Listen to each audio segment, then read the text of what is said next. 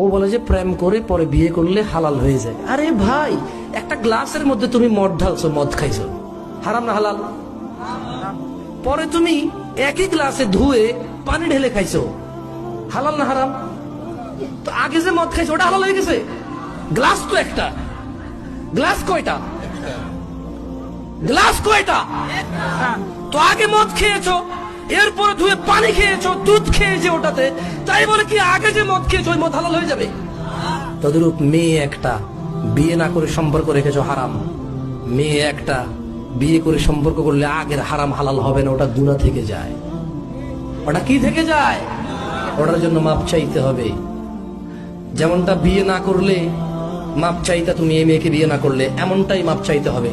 এই মেয়েকে বিয়ে না করলে যেমনটা গুনাহ, এই মেয়েকে বিয়ে করলো আগের অন্যায়গুলো একেবারে শতভাগ সেম অপরাধ। ভাই আমার, ভাই আমার, লা ইউজ